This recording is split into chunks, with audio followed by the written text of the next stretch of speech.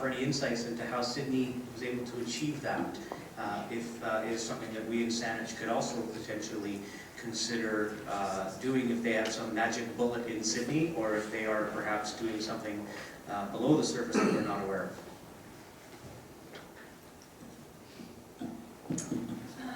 Through the mayor to Councillor Plant, I did see the news article that indicated, and this is just going from recollection, that they had originally looked at 2.72, I believe, and that they dropped it to 2.81. That's my recollection of what I read.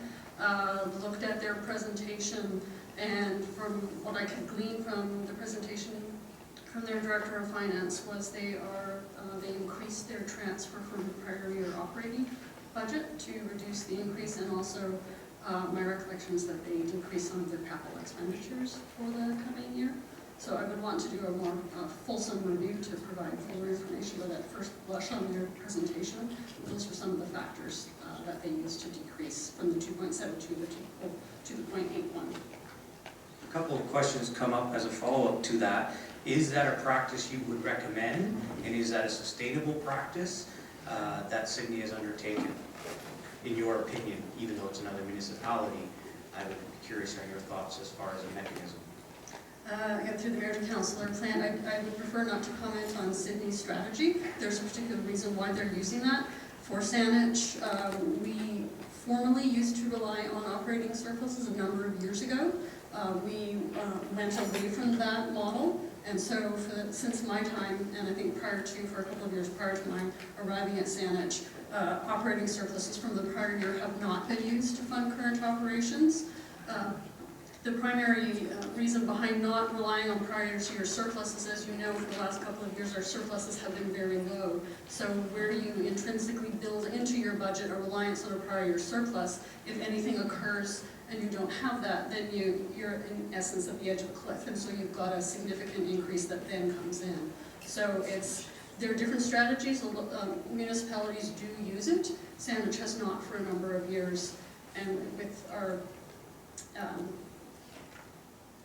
the decreasing surpluses that we've seen for a couple of years, it would be risky for us to rely on that.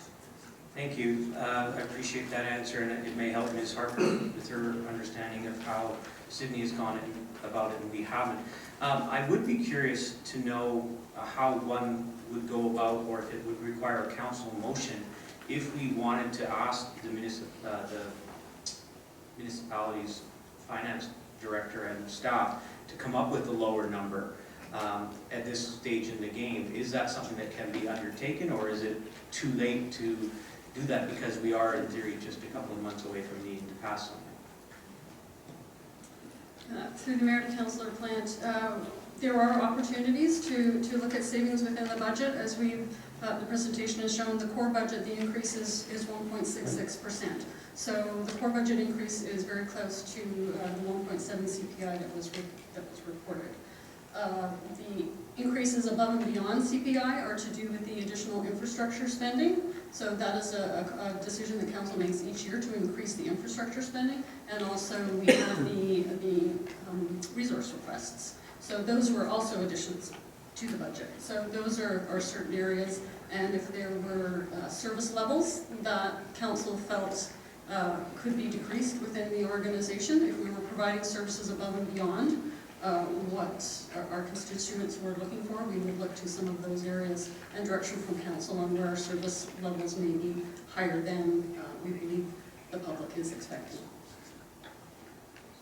Thank you. I don't think I particularly heard a strategy other than requesting to look at service levels from council through you to the different departments as one mechanism. It's hard for this council not to think that everything that comes forward to us is valid, is not valid, and therefore make those decisions are based on the values of the members at this table. What I'm looking for, I think, going forward, just early signal to my colleagues, I think we should attempt to potentially, even though it's not easy, project forward what we're expecting our tax increases to be in the future.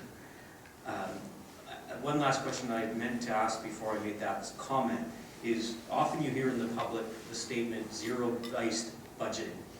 Has Saanich ever done that form of budgeting? And if so, when did it stop? If not, what are your thoughts on it as a mechanism for budgeting going forward?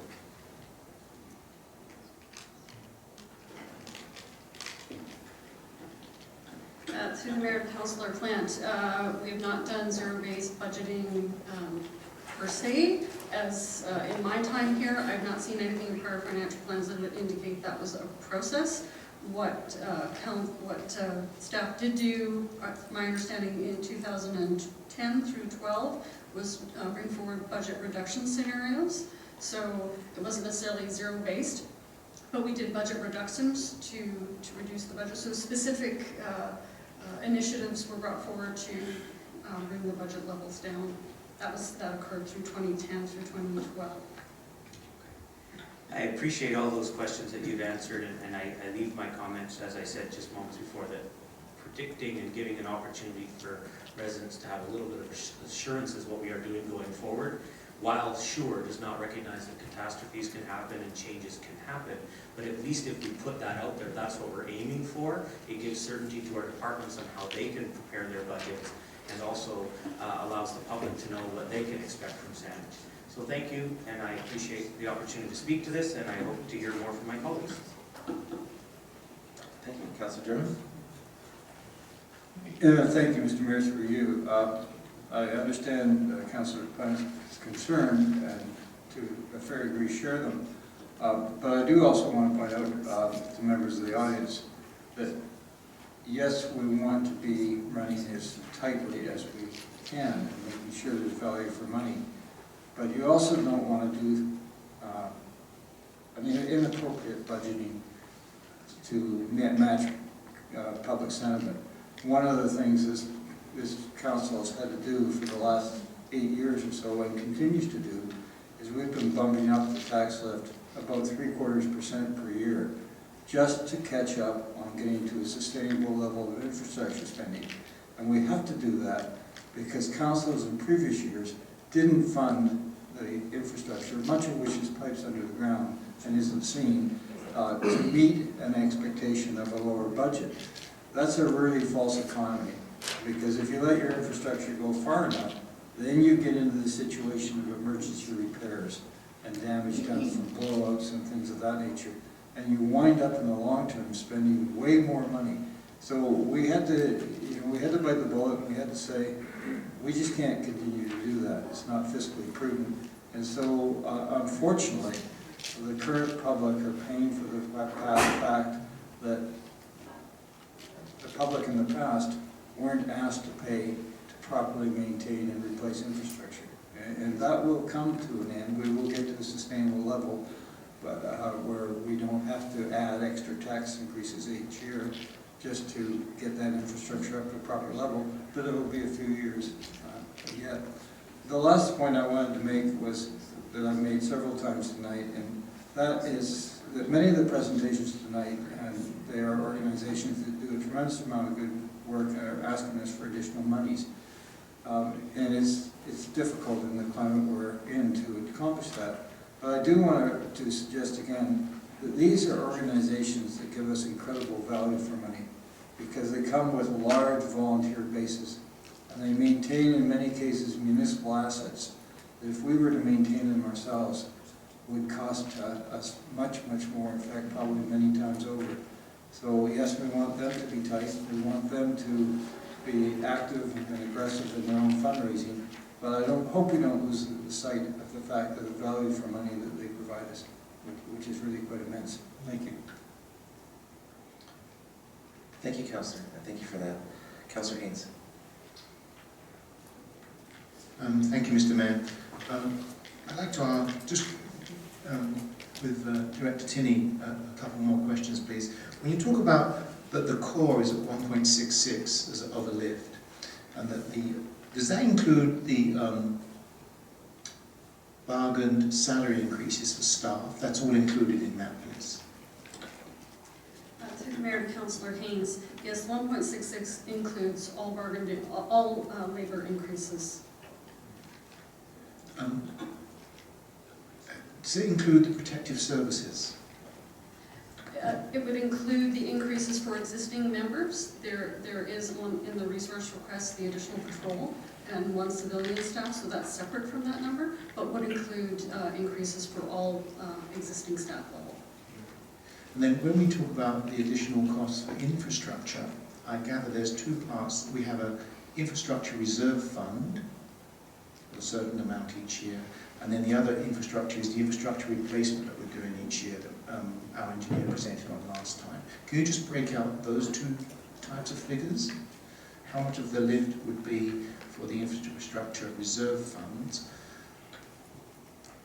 It was 0.75 in previous years, and then last year it went to 0.35, was it? Through the mayor, this will just take me a moment to pull up the document.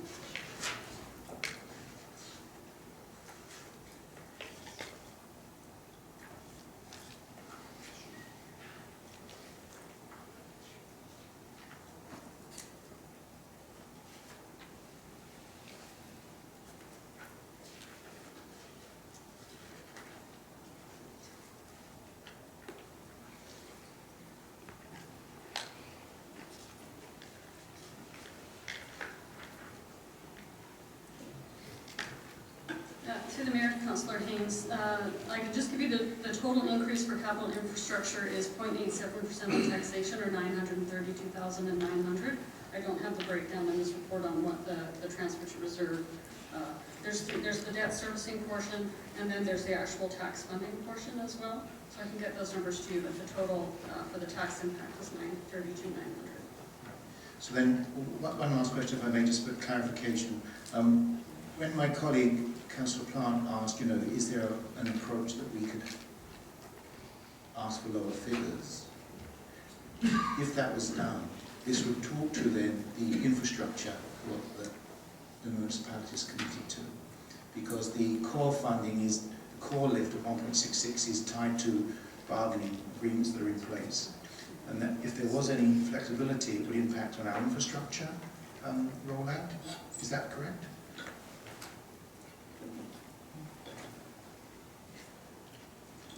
Yeah, the only thing in addition to that would be the additional resource requests. So the core funding, that is established through implementation of the budget guidelines. So that's 0% increase for all baseline expenses, but does incorporate the negotiated increases as you mentioned. Thank you very much. Thank you. Any more questions for staff at this time on our budget? Councillor Bergman, go ahead. Thank you very much. Just a couple of comments related to what Councillor Plant mentioned. And that is, budgeting doesn't necessarily have to be complicated. We have a way of making it complicated. And I think coming back to Sydney, maybe their council has learned how to say no with a smile on their face. And I think that's something maybe we have to learn too. But just looking at the items tonight, and it's not a question of their value, but I look at the public library, I look at the Horticulture Center, I look at Swan Lake, I look at the Heritage. They are amazing groups. I look at the rest of our grads. They are amazing. I look at the police, the fire, the parks, the engineering. They do a tremendous work. But they're all looking for a little bit new, a little bit better. And there's nothing wrong with that. But if we say yes, then the taxes go up. If we say no, they don't go up as much.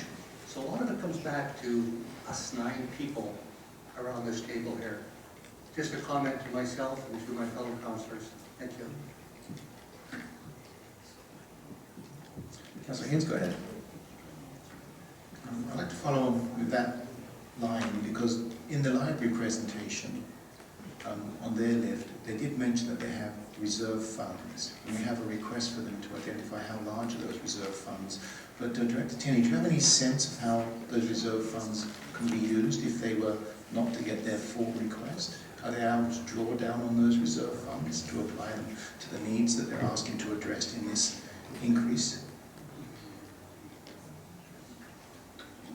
Through the Mayor, Councillor Haynes, I'm sorry, I need you to clarify the question. I'm not clear on what you're asking.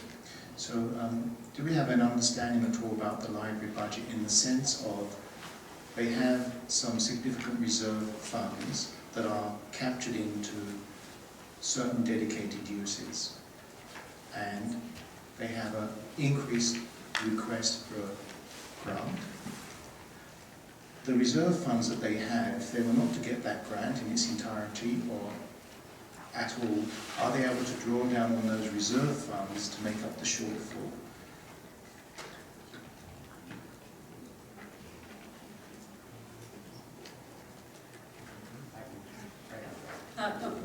Through the mayor, just for clarification, the request from the Greater Victoria Public Library is not a grant request.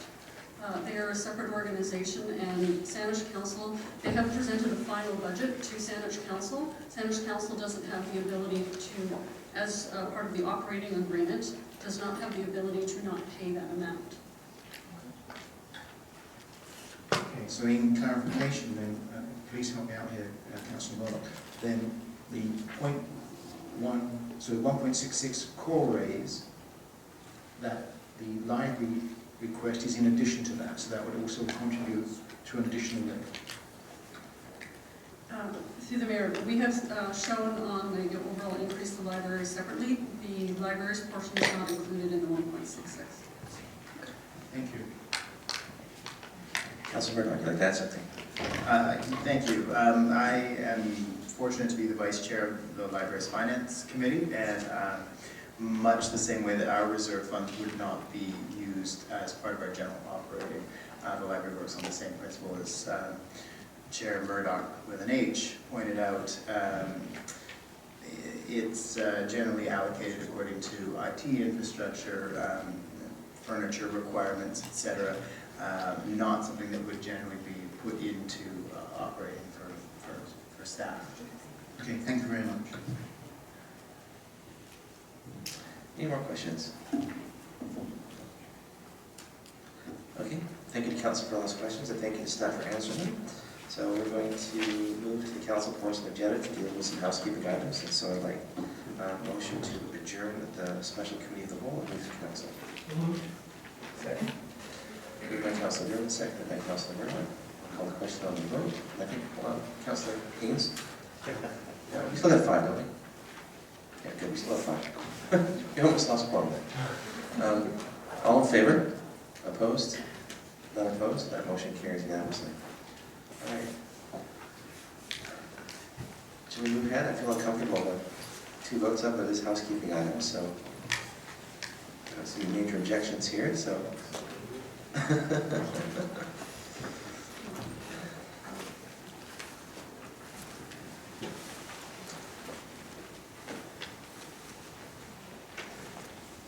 Mr. Mayor? Yes, Councilor. I just have a question of staff. On one item of these items in front of us, I would likely not be supportive of it. I'm not sure if a 4-1 vote would constitute a quorum in passing it. So just to ask That was an excellent presentation. All right, well, thank you for that. I think we'll wait for the others to return.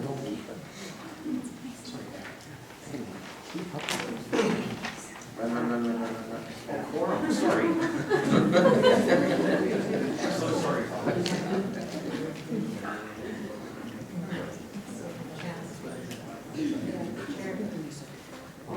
It's okay.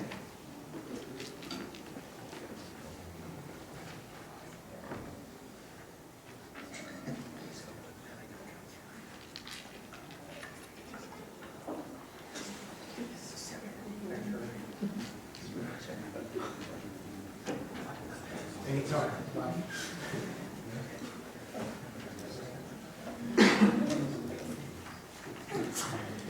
Clerk, I can introduce the items first, or should I do that?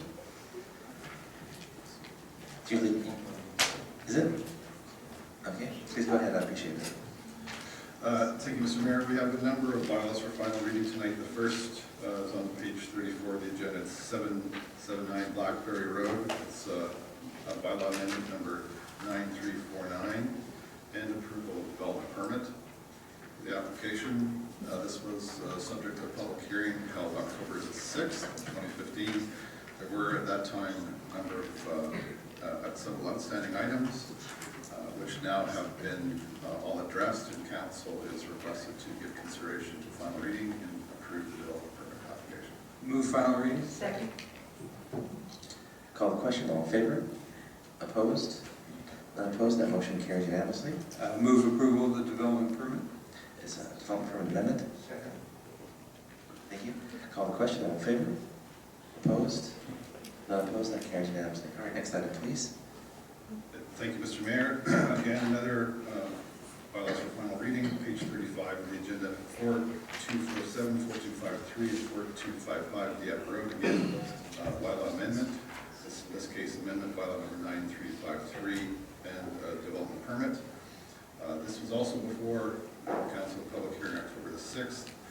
All the outstanding items have been addressed to the satisfaction of the requirements, and staff, council is now requested to give final reading to the bylaw and approve the development permit. Move final reading.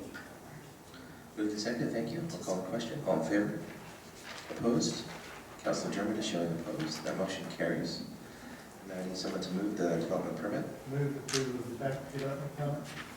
Second. Moved and seconded, thank you. I'll call the question. All in favor? Opposed? Councilor German is opposed. That motion carries. All right, next item, please. Thank you, Mr. Mayor. Lastly, we have an amendment to the noise suppression bylaw. This is amendment bylaw number 9374, and council is certainly aware is subject of a number of delegation presentations. The amendments to section 11E to update the wording and require valid permits for excavation Move work. final reading. Second. Moved by Councilor Rice, seconded by Councilor German, I heard. I'll call the question on final reading of this bylaw. All in favor? Opposed? None opposed? That motion carries unanimously. All right, thank you all, and that brings us to the end of our meeting, so I'd like a motion for adjournment. Moved and seconded, call the question, all in favor? Opposed? None opposed? That motion carries unanimously. Thank you. Good night, everybody.